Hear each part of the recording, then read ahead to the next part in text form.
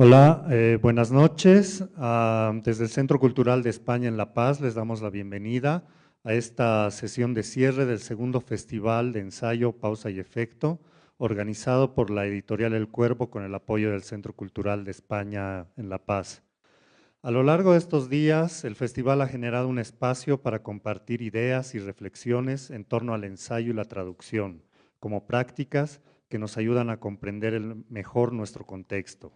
En esta última sesión, denominada Detrás del trabajo de la traducción, se proponen acercarnos al oficio de traducir, sus procesos y los desafíos que implica en la actualidad. Agradecemos especialmente hoy día la participación de Mariana Berry en esta jornada de cierre, así como a todas las personas que nos han acompañado durante el festival, tanto de manera presencial como a través de la transmisión de Facebook. A continuación, le cedo la palabra a Fernando Barrientos, de la editorial El Cuervo, para dar inicio a esta última sesión y agradeciendo nuevamente su presencia. Muchas gracias.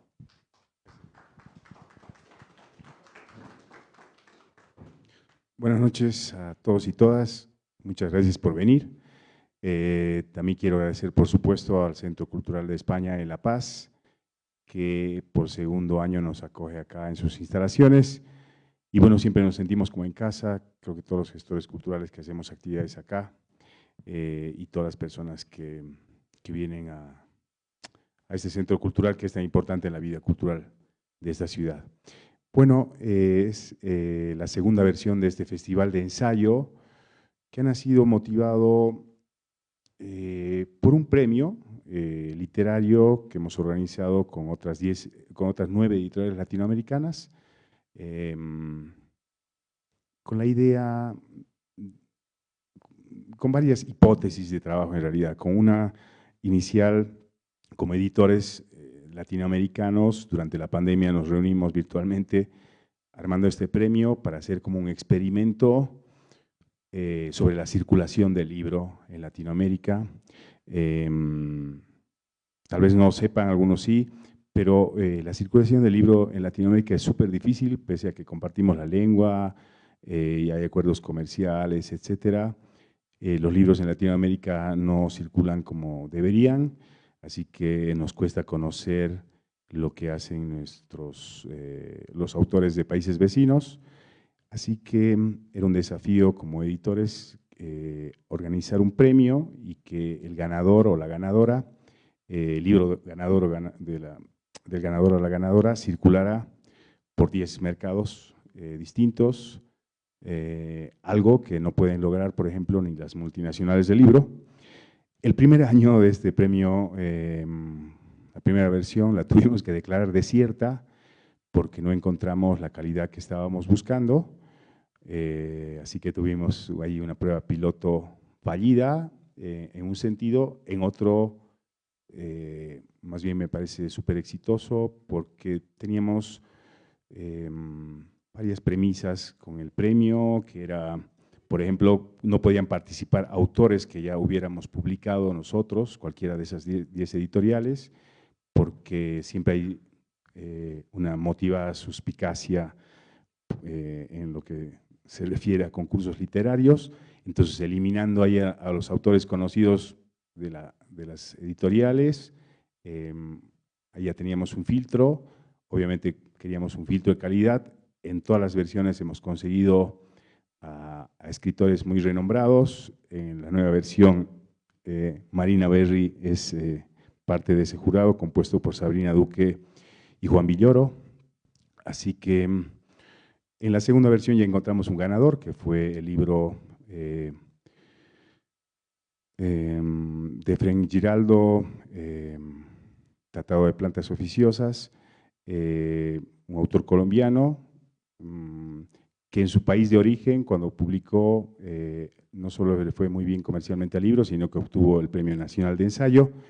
Y en la tercera versión resultó ganador el libro Alfabeto Ruso de Marina Berry, quien está con nosotros esta noche y a quien quiero agradecer su disposición para visitar La Paz. Ella ha estado en este año y medio, desde que ha salido el libro, por más de 10 ciudades de Latinoamérica, presentando este libro, así que ha sido realmente muy satisfactorio para las 10 editoriales. Y luego de las 2 versiones que hemos tenido de este festival, que este año ha querido enfocarse en la tarea de la traducción, hemos tenido las participaciones del taller de Historia Oral Andina, con la participación de Pedro Chambi y, de Óscar Chambi y de Rodolfo Gisbert, quienes nos han presentado pues el trabajo increíble que hace el taller de Historia Oral Andina en cuanto al rescate de la memoria corta y larga. Y esta última sesión vamos a estar con Marina Berry, que es una autora argentina de ficción y de no ficción, y que ya había empezado este proyecto de hablar de su experiencia del idioma, con el idioma ruso, con otro libro que ahora también nos acompaña, que es el Diccionario de Ruso. Este libro ganador, El alfabeto ruso, es un libro inclasificable, extraño, trata mucho sobre la extrañeza de enfrentarse a un idioma como el ruso, pero también es un libro que muestra el gran amor que le ha despertado a Marina el idioma ruso a través de la literatura, pero también a través de objetos como juguetes, publicidades, poemas, por supuesto, y también unas muy sabrosas anécdotas sobre el idioma ruso.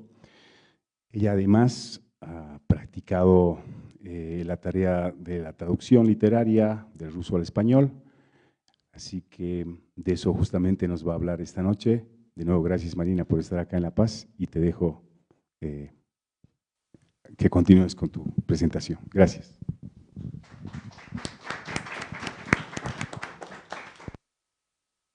Bueno, hola, buenas tardes a todos. ¿Se escucha? ¿Sí?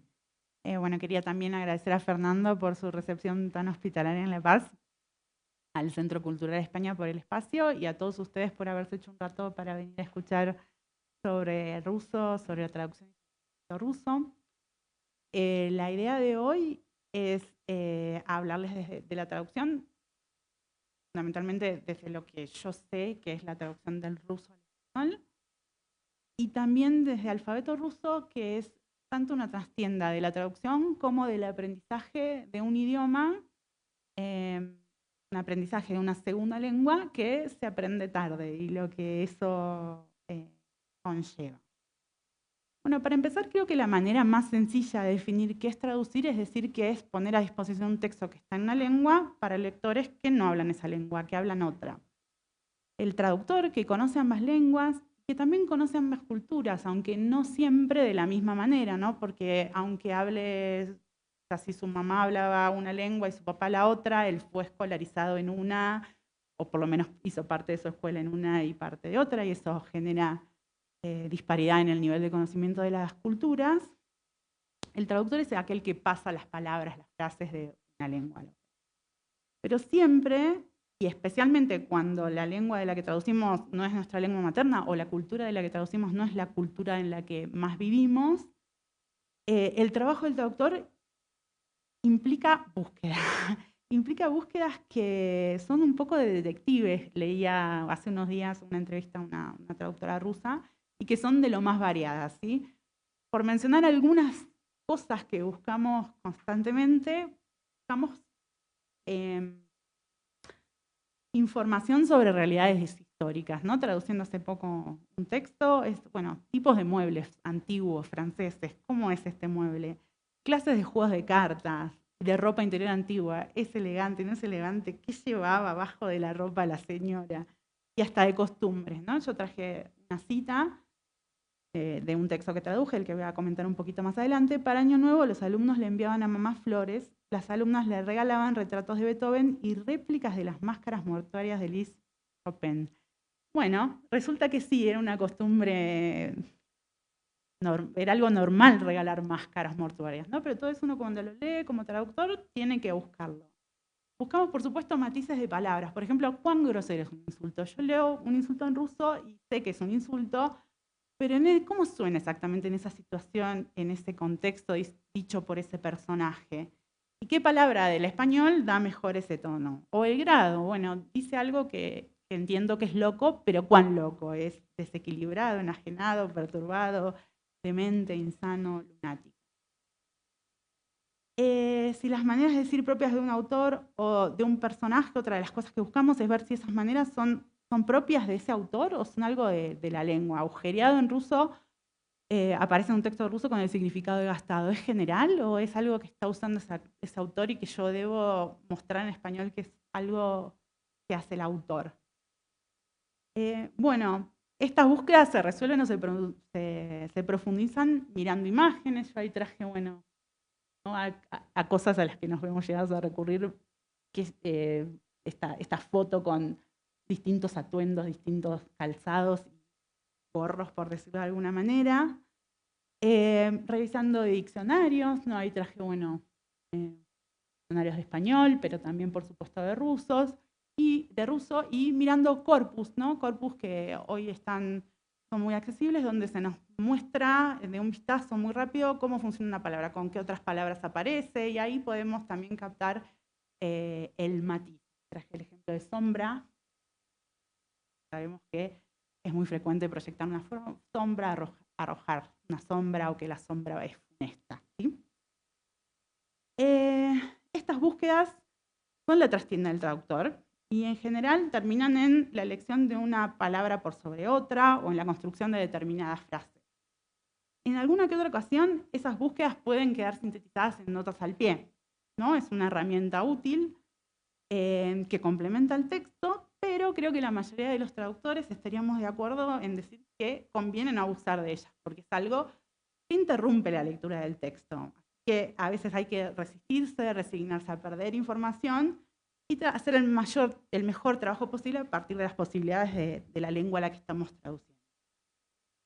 Este verano estuve traduciendo con una compañera un relato de Nina Berberova, que ya se tradujo al español como El lacayo y la puta, pero que también podría traducirse como El camarero y la joven. ¿Sí? Son dos posibilidades del título. ¿Por qué? Bueno, en ruso lacayo es lakei, que tiene el sentido de sirviente en casa de los señores y también en restaurantes, en hoteles.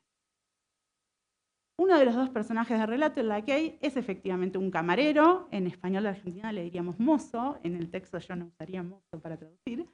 Vive en Francia en la inmigración y perdió el estatus que tenía en la Rusia prerevolucionaria. ¿Sí? La palabra lakei, que además hoy en ruso no se usa para mozo, se usa oficián, recoge todo ese mundo prerevolucionario perdido, a la vez que ubica a los personajes en este mundo nuevo y decadente. La traducción del título es más compleja porque de Diepka podríamos hacer una disquisición similar y por eso las versiones de chica o puta. Pero cual sea la opción que tomemos para traducir el título, vamos a perder algo en español. Incluso si adentro del texto recurrimos a estrategias compensatorias como usar la palabra lacayo desde los ojos de otro, o traducir trabajo como un lacayo por un verbo en ruso que es lakeis rabat, lacayo. Pero no obstante, a pesar de esas pérdidas que implican elegir una otra opción, creo que todos estamos de acuerdo que empezar ponerle al título un alza al pie sería desafortunado, ¿sí? Ya estaríamos como interrumpiendo demasiado. Y creo que el objetivo ahí del traductor es que el lector pueda leer con relativa tranquilidad ese texto o cualquier otro sin preocuparse por todo aquello que queda fuera y que lo separa de su lengua original. Pero hoy lo que quería hacer es proponerles la posibilidad de invertir esta idea, ¿no? ¿Qué tal si pensamos un libro al revés? ¿Qué tal si pensamos la posibilidad de un libro sobre una lengua que sea como una gran serie de notas al pie, independizadas relativamente de las obras, y en realidad esas obras estén mencionadas o contadas en función de o a través de las palabras que en algún sentido son especiales? Especiales porque, por ejemplo, tienen varios significados y para traducirlas hay que decidirse por uno o trasladarlas a una escala diferente. Por ejemplo, Mili en ruso, que es simpático y lindo y tierno, bueno, tengo que elegir uno, porque refieren a una realidad que tiene un peso histórico particular, que tampoco suele tener lugar en los diccionarios, Por ejemplo, pensando en Argentina, el dulce de leche es una realidad omnipresente. En ruso hay un equivalente perfecto, es yonka, es dulce de leche. Pero no es lo mismo, porque es una cosa mucho más marginal, ¿no? Entonces, bueno, pensándolo como si fuera un alfabeto del español argentino, habría toda una discusión. Palabras que tienen una etimología particular y que de ahí radica su gracia, otra vez pensando en el español de Argentina, vigilante, que es la factura larga y derecha, la bollería. ¿Por qué? Bueno, porque es parecida al policía, que está duro y quieto, o simplemente porque tienen particularidades. Es un género híbrido y bueno, creo que por eso ganó el premio no ficción, que creo que el único premio que le da la bienvenida a este tipo de géneros. Y es una invitación a la atracción del traductor, pero no frente a un texto específico, sino frente al mundo que constituye una lengua y otra cultura. ¿Cómo está hecho? ¿Cómo está conformado? Bueno, está conformado por una serie de ensayos. Ahí tienen una partecita del índice de la edición del Cuervo. Y cada uno de los ensayos está dedicado a una palabra que empieza por una letra del alfabeto cirílico, ¿sí? La perspectiva con la que están escritos los ensayos es la perspectiva de la búsqueda, ¿sí? Aquello que hacemos cuando traducimos y que queda vertido en una palabra o en una frase. Bueno, acá están todas las vueltas y las vacilaciones y cómo sopesamos o cómo sopeso yo las palabras. Es una tarea que para mí tiene cierto nivel de aventura y que siempre mi experiencia lleva a lugares bastante inesperados. En el alfabeto, bueno, hay mayúsculas y minúsculas, y en el Cuervo fueron bastante buenos y pusieron ahí una especie de traducción guía. Muchas veces el ensayo mismo muestra que no hay una sola traducción o que la traducción no alcanza. En otras ediciones no hay nada, solo la palabra en ruso, y en el ensayo se va descubriendo, ¿sí? La idea de escribir este alfabeto surge, bueno, que es lo primero que uno aprende cuando estudia ruso, ¿no? Porque lo primero que uno aprende es otro alfabeto, que no pasa con inglés, no pasa con italiano, quizás alguna letra, pero no un alfabeto entero. Y está escrito desde una perspectiva de una extranjera que aprende el ruso como lengua segunda tarde, es decir, que alguien para que aprender el ruso constituye un esfuerzo, no es así para los niños, que están expuestos a la lengua. En general, las palabras que elegí son el resultado de tropiezos o de comentarios o de costumbres que me llamaron la atención. Y aunque los rusos saben mucho más de su cultura que yo, creo que ninguno podría haber escrito este libro, podría haber escrito seguramente otro, pero no es. En tanto en el libro se narran estas búsquedas, entran a veces aspectos personales, ¿sí? Se narran situaciones de lectura, diálogos con profesores y amigos, ciertos hábitos. Las obras en las que encontré las palabras son diversas, y son diversas adrede. ¿Sí? Mi idea no era recoger solamente la literatura, y de hecho una idea muy fuerte que tenía al escribir el libro era no poner, bueno, Tolstoy, Dostoyevsky, porque entiendo que todo el mundo los conoce, sino ir a cosas que aquellos que conocen un poco de Rusia, pero no hablan la lengua o no conocen tanto de Rusia, probablemente no sepan. Por ejemplo, dibujos animados, cine soviético, colecciones de fotos, proyectos de tipo cultural, como el proyecto 1917, que es un Facebook de la Revolución, donde cada personaje histórico va posteando, sacan extractos de diarios y van posteando cosas en ese tiempo y tiene su foto de perfil.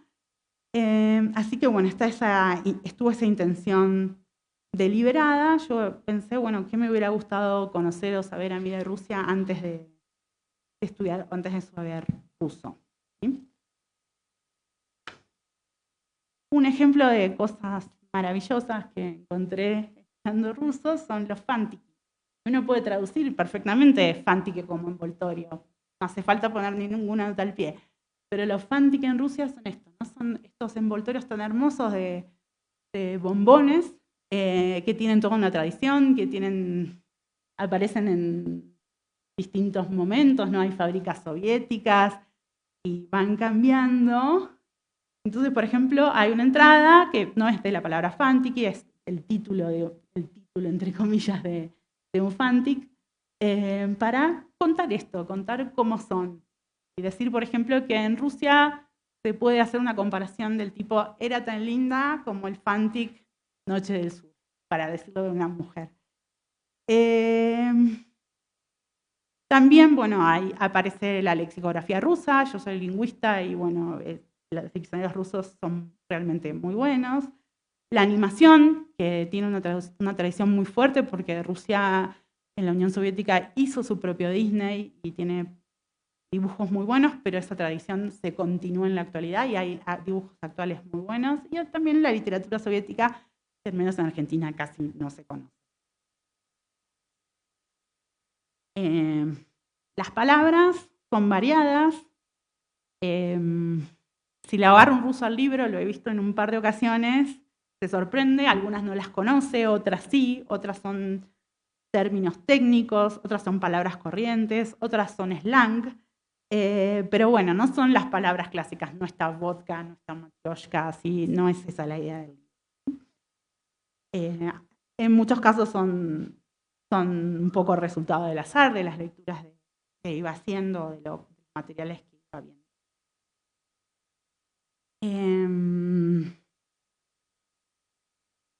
Finalmente, cuando sumé las mayúsculas, incluí a Tolstoy y Dostoyevsky, porque bueno, son escritores con mayúsculas, pero traté de hacerlo desde lugares más laterales. Por ejemplo, Dostoyevsky desde una edición y los grabados que tiene, o Tolstoy desde sus diarios que se conocen menos. Y también al elegir las palabras busqué que hubiera un balance entre literatura y otras artes, ballet, dibujos animados, algo de pintura, música, aunque tengo mis limitaciones. ¿Cómo surgió la idea? Bueno, la idea surgió de un libro anterior. No, ahí. Porque acá están. Cuadros de los dibujos animados, perdón. El de arriba, que dice 12 meses, es de Soyuz Multifilm, que es el Disney ruso, si quieren el Disney soviético, y los de abajo son contemporáneos, ¿sí? Son dibujos de los años 2000, 2010. Acá hay, bueno, una ilustradora rusa, para mí hermoso, y otra ilustración soviética, poema de Mandelstam. Y acá viene, sí, este primer libro, que es el Diccionario de Ruso. ¿Sí? Surgió también un poco de mi propia biografía, porque yo escribí el alfabeto cuando mi hijo estaba empezando a leer, y yo veía también el camino de aprender otro alfabeto y el acceso que da a leer a otras cosas. Y es un libro escrito a la distancia, porque yo estuve poco en Rusia, la verdad estuve 2 meses y medio en total, 2 veces, así que no es un libro, es un libro escrito gracias a internet y a la información que sirve. Y el libro se basa en mi experiencia como estudiante de ruso, en mi trabajo con las palabras, porque soy lingüista y trabajo con diccionarios y descripción del significado de las palabras del español, en la escritura de ficción, y en la escritura también como una práctica cotidiana, donde no necesariamente tengo que escribir un cuento o algo, sino simplemente observaciones, que es algo que hago con mucho gusto, como un vagabundear.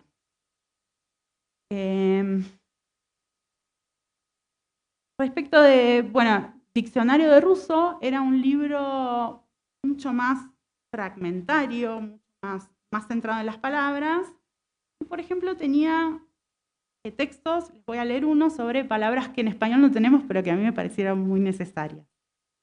Los árboles típicamente los dibujos animados y los cuentos al menos, tienen un hueco en el tronco. Es un hueco ovalado, grande, bien de bosque. Es el hueco en el que vive la lechuza. Le alcanza justo para acurrucarse y cerrar los ojos de día. Ese agujero tiene nombre, duplo. Son todos iluminaciones sobre palabras del ruso distintas. Me gustaría ahora sí comentar algunos textos en relación con problemas clásicos o típicos de la traducción y la propuesta que hace el libro. El primero es el problema de la polisemia, ¿sí? Marieva. Mario es una palabra que en ruso significa tanto espejismo como bruma. En los diccionarios aparece con 2 excepciones. Uno de los ensayos está dedicado a esta palabra y al mismo tiempo a una novela breve de Chinguiz Aytmatov que se llama Yamilá. Les voy a leer la traducción de Isabel Vicente del fragmento en que aparece esta palabra. Son dos en realidad. Pero aquel memorable verano en que estalló la guerra, se encendieron fuegos en la estepa, rebaños de caballos guerreros la envolvieron con su polvo ardiente y partieron jinetes en todas direcciones. Recuerdo todavía la voz gutural del pastor kazajo que galopaba gritando desde la orilla. A caballo, kirguises, que ha llegado el enemigo. Continuaban su camino entre remolinos de polvo y el espejismo, Mariova, producido por el sol. El segundo fragmento en el que aparece lo traduce por vaho, y a través de aquel vaho blanquecino el sol se estremecía en el poniente, blando y desvaído. Entonces, Mario es una palabra que tiene estos dos significados. Acá funciona tanto uno como el otro. Y me gustaría ahora leerle, sí, por ahí es un poquito más largo, pero el ensayo de alfabeto ruso que está dedicado a esta palabra, ¿sí? Ustedes habrán visto, o podrán imaginar que ella no puso ninguna nota al pie, y creo que hizo bien en no hacerlo. Pero ahora van a ver en qué sentido yo digo que el alfabeto puede ser considerado como una serie de notas al pie. Mariova. Leemos Yamilá de Chinguis Aymatov, un escritor de Kirguistán. El libro cuenta la historia de un adolescente que trabaja con la mujer de su hermano. El hermano se fue a la guerra como todos los hombres. Así que Zaid y Yamilá tienen que hacer el trabajo que antes hacían otros. Ahora son ellos los que llevan el grano a la estación. Yamilá se enamora de Daniar, un huérfano, mientras transportan el grano por la estepa. Zaid ve todo y no dice nada en casa. Los deja escapar y aprende a ser artista dibujándolos. La sensación de dibujar es parecida a la primera vez. ¿Cuántos años tendría? ¿3, 4? Que el padre lo sentó solo sobre un caballo. En la película lo muestran bien. Zaid se aferra a la montura y el río corre cristalino, aunque en blanco y negro. La escena dura un rato, se balancea o tiembla como los primeros recuerdos de la infancia, verá a Logi. El nene no se cae, pero la cámara enfoca desordenado lo que Zaid veía a través del miedo, cuando estaba arriba del caballo. Pedazos sobresaltados de río, pedazos sobresaltados de crin, sus propios pies que ya no caminaban, sino que se aferraban a los flancos, las riendas que le marcaban las manos, el pelo del caballo jabonoso por la transpiración. Me gusta el río, me gusta el país del que apenas escuché hablar, me gustan las Aul, esas aldeas asiáticas que ya conozco por Tolstoy, que acá se llaman Ail, me gustan las historias de huérfanos. Y los tres personajes son huérfanos de manera diferente. Daniar perdió a los padres de chico, Yamilá es una adolescente abandonada de la familia del marido y Zaid deambula por la estepa. Daniar en realidad nació en Esail, pero sus padres murieron cuando era chico, por eso pasó parte de su vida vagando de un lugar a otro por los patios de las diferentes casas. Verde, perro callejero. Cuando lo hirieron en la guerra, volvió al lugar donde nació, aunque ahí no le quedara nadie. La estepa vira del libro al azul. Es el azul anterior al del anochecer, me explica Yevgenia.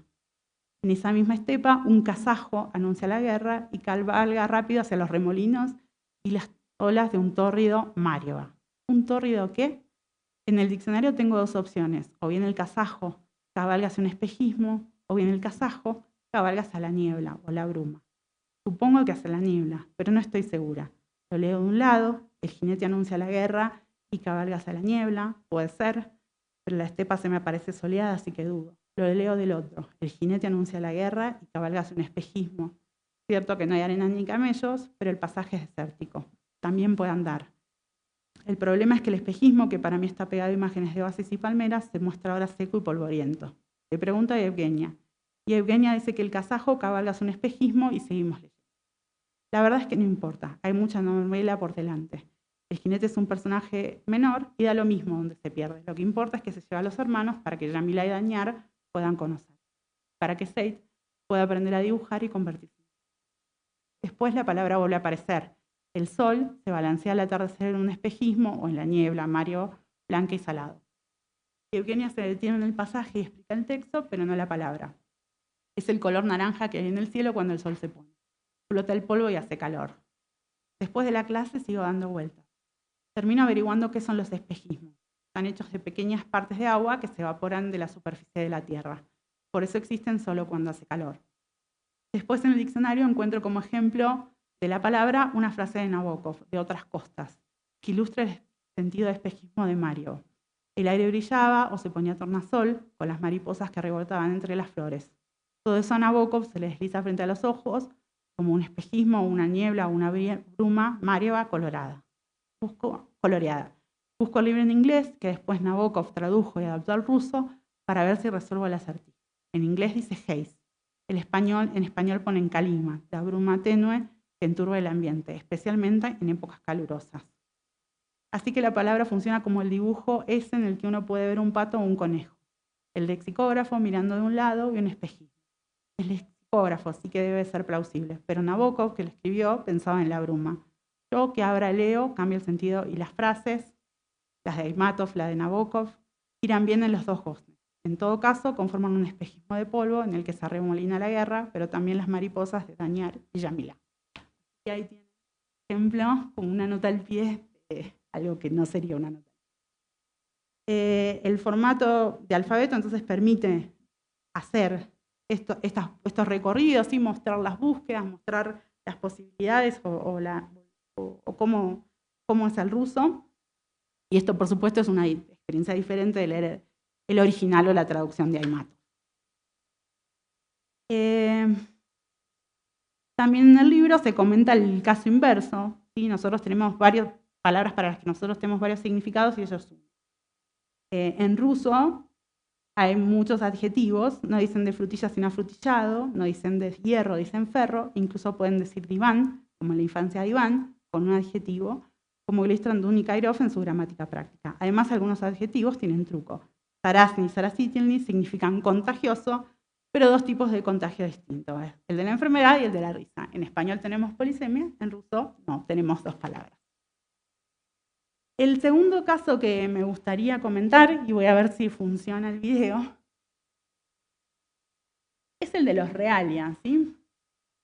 El de las realidades que existen en otros países y nosotros tenemos algo parecido, por lo menos en Argentina, no sé en Bolivia, pero que no es lo mismo. Entonces, en principio la traducción de Dvor es una traducción sencilla, es patio, ¿sí?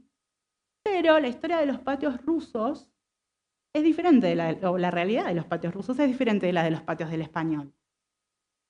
En los Dvor rusos, los parí, no son espacios abiertos que no son parte de una casa, sino de los edificios en general. En algunos contextos sería más adecuado traducirlo por vereda o por cuadra, ¿no? Y ahí podemos zafar también de la nota al pie. En el alfabeto ruso hay un ensayo dedicado a, en realidad, una película, Corazón de Perro, que está basada en un libro de Mikhail Bulgakov, que se llama Corazón de Perro, y está dedicada a la palabra Dvarniashka, que es como el perro del Dvor. Leo un fragmento y les cuento más. Dvarniashka es un perro callejero, solo que la raíz de Dvarniashka no es la palabra calle, sino la palabra Dvor.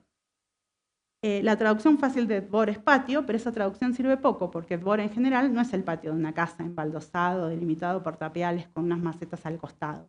Es un espacio grande, abierto, casi como la calle misma. Lo cual no deja de ser lógico, porque la palabra rusa para casa sirve también para edificio. Un edificio tiene un poco de casa, un patio tiene un poco de calle. Hay una traducción que se acerca a la idea del Dvor, patio de manzana. Esa expresión sirve porque el Dvor suele ser un terreno común entre los edificios, una especie de vereda profunda en la que los chicos juegan.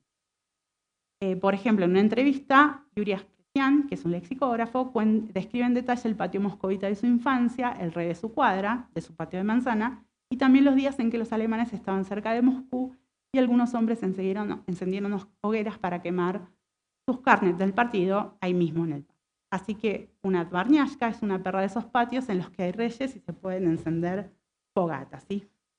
Otra vez, el ensayo puede ser leído como una nota al pie sobre las palabras por dvarniashka y dvornik, que es barrendero, y que en realidad ahora les traje un pedacito de la película. El que empieza narrando la película es el perro y dice que lo peor del proletariado son los dvornik, los barrenderos, que tienen su misma raíz.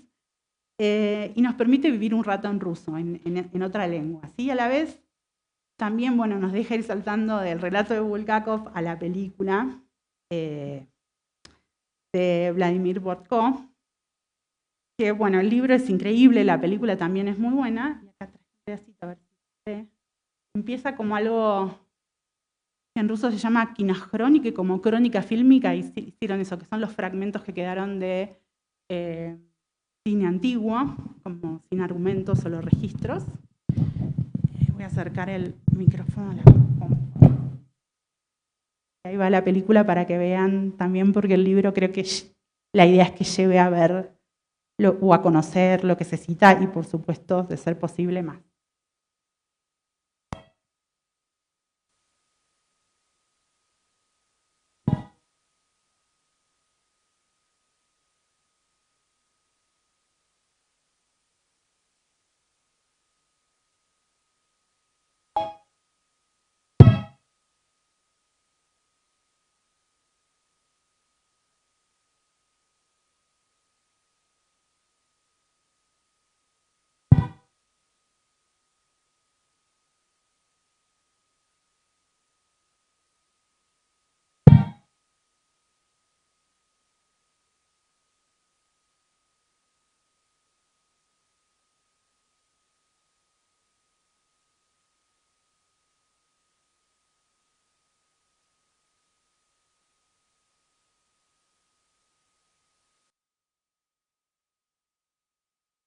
Creo que llegó hasta ahí.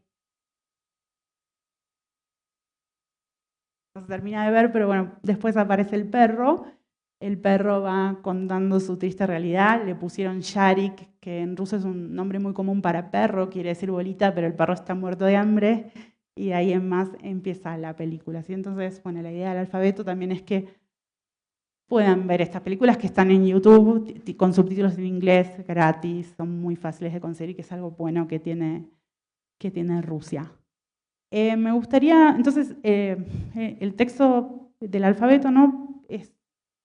Puede como tomarse como una nota al pie, si quieren, donde se conoce la realidad de los patios y de los habitantes, ¿no? Estos tres, el dvornik y la perra callejera, que tienen relaciones complicadas y creo que se disfruta más si uno sabe eso, la etimología compartida. Me gustaría compartir un tercer ejemplo, que es del que hablaba al principio, el del peso de las palabras, con parasitka. Parasitka en ruso quiere decir parásita. Entonces, en principio, suena como un insulto y lo podemos traducir directamente, pero tiene todo un peso el insulto parásito para Rusia por la historia de la Unión Soviética, ¿sí? Y para mostrar o ilustrar este peso, tomé un fragmento, comenté en la P, el fragmento de una novela de Vera Panova, donde se da esta situación, ¿sí? La mamá, hay un nene que se llama Serioya, la mamá se casa de nuevo, Serioya tiene un padrastro y el padrastro le regala una bicicleta nueva que por supuesto todos quieren. Y el texto, una parte dice así: los amigos de la cuadra le piden prestada la bicicleta. Serioya duda. Yadina lo acusan. Es decir, algo así como avaro o amarrete, pero el insulto suena muy ruso. No sé si nosotros lo decimos, no lo tengo como un insulto que circule en el jardín de infantes de mi hijo. Yo cuando era chica quizás decía angurriento y no lo usaba solo para quienes se atiborraban de comida. Pero el Yadina es más profundo, es un insulto que va contra los ideales comunistas y pioneros. Serioya se desarma y les deja la bicicleta, aunque no se rinde solo por el insulto. No quiere ser angurriento o amurreto, pero la verdad es que no puede defenderse ni sabe andar en bicicleta. Un rato más tarde viene uno de sus amigos más grandes, Vasca. Vasca entiende enseguida la situación, les pide a los otros que le devuelvan la bicicleta, se la regalaron a Serioya. 2 yadinas, dice Lida. Y vos sos un parásito, parasitka, estrictamente una parásita. Lida se detiene ante el agravio, parasitka es mucho peor que avaro, es, junto con vago, tuniadits, el otro gran insulto soviético. Así que Lida se queda en el pasto jugando a otra cosa. Me imagino los insultos como cartas, as de bastos, as de espada, Lida derrotada. Eso es muy truco, no sé si acá juegan. Después de un rato, Vasca también pide la bicicleta, Serioya se la presta con gusto, y a Serioya también le dan pena a los otros nenes que no tienen bicicleta, ni pienso yo tampoco un padre postizo que les regale una. Así que todos pasean por turnos hasta que la bici se rompe. Después la arreglan, pero igual la olvidan, ¿sí? Entonces ahí leyendo esa novelita desde el punto de vista de los insultos, también podemos acceder a otra parte de algo importante para la vida soviética, que es la noción del vago, del parásito, que fue muy fuerte y creo que todavía lo es. Me gustaría terminar este breve catálogo con otro ejemplo, que es el de las locuciones, para las cuales difícilmente agregamos notas al pie. ¿Sí? Cuando nosotros tenemos una locución en una lengua, que tiene un significado fijo, que no se construye a partir de sus partes, como por ejemplo, no sé, ají de gallina, no es ají, lo traducimos por la traducción estándar y ya está.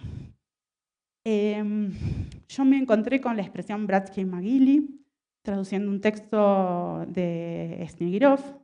Yo no sabía qué quería decir, es una locución, literalmente, y si eso lo entendía, quiere decir fosas quiere decir tumbas de hermano, tumbas fraternales, ¿sí? En medio de la lectura encuentro la expresión Bratskие могилы, literalmente significa tumbas de hermano o tumbas fraternales. Quizás fraternal tenga truco, porque Bratskие могилы no pueden ser tumbas en las que se entierran hermanos, ni tumbas que cavan los hermanos, ni mucho menos tumbas amistosas. No se me ocurren más variantes. Busco. Tiene truco, llaves, son fosas comunes. Eso es lo que quiere decir Bratskие могилы, fosa común. Pienso en el hueco abierto, en las palas echando tierra hacia afuera, en los cuerpos apilados en el suelo. Pienso en la desgracia que precede al pozo, trato de deshacer el hilo, un fusilamiento, una firma, una idea, un capricho. Pienso en la tierra húmeda y dura, a veces cubierta de nieve, en la sangre y en los lazos sanguíneos, en la mezcla de huesos blancos, en la que los esqueletos ya no son ni siquiera un rompecabezas. Ahora que me detengo, fosas comunes me parece una expresión vacía, pero incluso la expresión rusa, tumbas de hermanos, se queda corta. Varias cosas, y al intentar describir como los aspectos de ruso mediante el español, uno también piensa en su palabra, piensa en fosa común y el peso que eso tiene. Y quería comentar nada más que hace poco me invitaron a un club de lectura de rusos que hay en Buenos Aires para hablar del alfabeto, y una de las rusas que estaba ahí me dijo, para mí la palabra Bratskaya Mogila es una palabra de la infancia, la escuché siempre, mi abuelo está enterrado en una tumba común, así que bueno, también eso, ¿no? Para mí la palabra fosa común es una palabra tardía en mi vida, las diferencias entre las culturas. Así que bueno, eso es todo lo que tenía para comentarles hoy. Quisiera concluir esta charla pensando en la posibilidad de pensar en formatos nuevos que habiliten ver otros mundos, aquello que no siempre se ve, aquello que, como decíamos recién, la trastienda del traductor que queda atrás, y también invitándonos a pensar cómo sería un alfabeto del español, o quizás un alfabeto del español de Argentina, de Bolivia, de La Paz, de Buenos Aires. Bueno, muchas gracias a todos.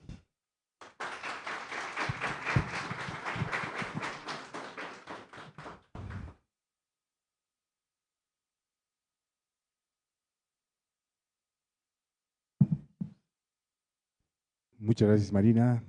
En primer lugar, por venir hasta La Paz y por la charla de ahora. Y gracias a ustedes por su presencia en estas 3 sesiones del Festival de Ensayo Pausa de Efecto, que al año esperamos que se vuelva a dar acá.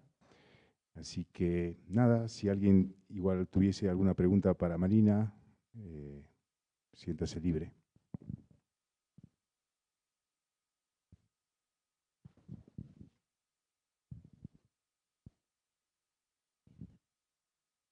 ¿Tienen preguntas tal vez, Javier?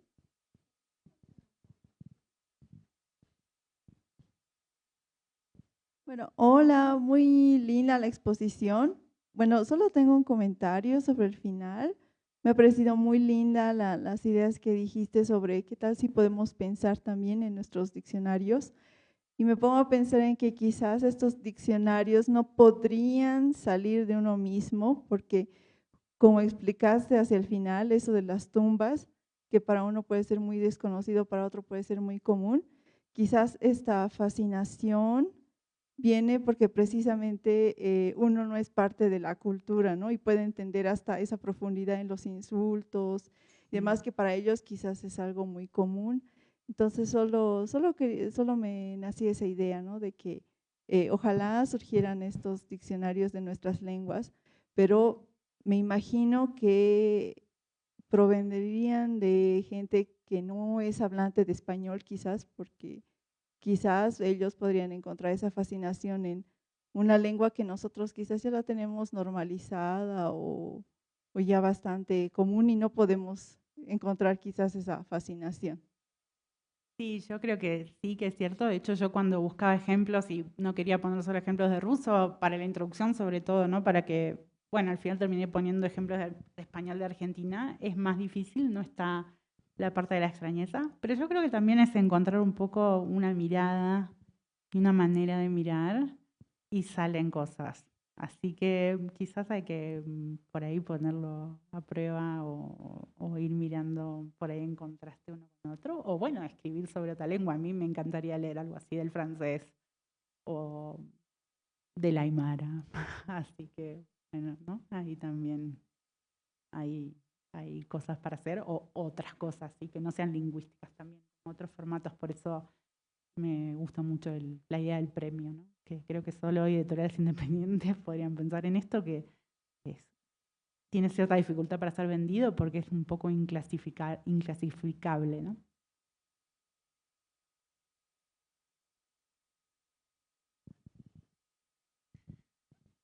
Bueno, tengo una pregunta. Bueno, al inicio dijo que hizo una selección de varias épocas de textos y de información cultural de Rusia, pero al momento de leer el libro me pareció sentir una nostalgia a la Rusia del pasado y una preferencia tal vez a esta Rusia, ¿no? Del siglo XIX y estas palabras que tal vez no se pueden encontrar en alfabetos rusos actuales, ¿no? Que se tienen que escabullir en alfabetos antiguos, digo, en diccionarios antiguos. Y esa era, digamos, el comentario que quisiera escuchar, tal vez por qué la elección de esta Rusia o la preferencia de la Rusia de otra época. Creo que es como a mí me gusta mucho el pasado. De hecho, hablaba con una amiga, le digo, si vamos a ver una película de época, para mí ya estoy contenta con eso. Pero es cierto, hoy no elegí esos ejemplos, en el alfabeto ruso hay mucha literatura contemporánea también. Y leo mucha literatura contemporánea rusa, me gusta. Y traté de que hubiera un equilibrio. Quizás no para la charla, pero en el libro hay varios autores que están vivos y algunos que están muertos, pero no hace tanto, son soviéticos.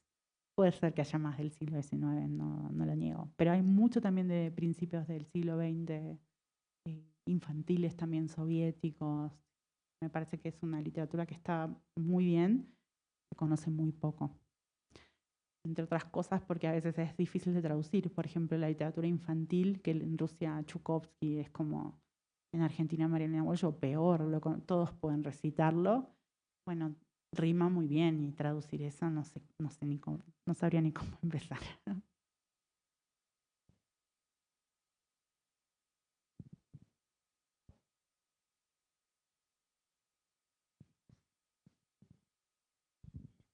Buenas noches. Me interesa especialmente entender cuál es el mayor reto que ha encontrado en el momento este de la traducción, especialmente en el tema infantil, y por qué lo consideraría un reto específicamente. Eso me llama bastante la atención. En la literatura infantil. En cuanto a Rusia, ¿no? No, yo no traduje literatura infantil, me parece muy hermosa, pero sí tienen, bueno, no sé, sin rima me parece que se pierde mucho porque suena muy bien y creo que es difícil. De hecho, hace un tiempo leí una entrevista de alguien que dije, estuve 20 años pensando cómo traducir Telefón de Chukovsky, que suena muy bien en ruso y en inglés estaba. Así que bueno, es un desafío, en el sentido de la rima nada más, me parece. Después otras cosas se podrían traducir, habría que ver si se podrían vender, pero creo que hay mucho, que la literatura infantil rusa es muy buena y que hay mucho para traducir y las novelas sí son más fáciles.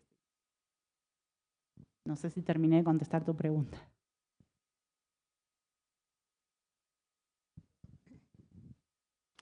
Bueno, en algunas canciones de Alemania he escuchado que se refieren a Rusia como que tiene las torres de oro rojo y quería saber si esa expresión se puede, ¿por qué es famosa esa expresión o dónde se usa, en qué sentido? Torres de Oro Rojo, Mm. puedo averiguar, pero nunca escuché.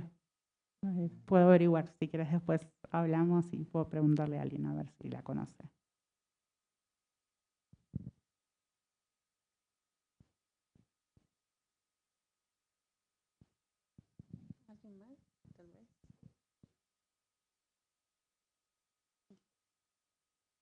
Bueno, de nuevo, gracias. Y si les interesa adentrarse en la obra de Marina Berry, ahora tienen la oportunidad. Acá están algunos de sus libros, por supuesto, el alfabeto ruso que hemos publicado nosotros en El Cuervo. Así que eso, muchas gracias y hasta el próximo año.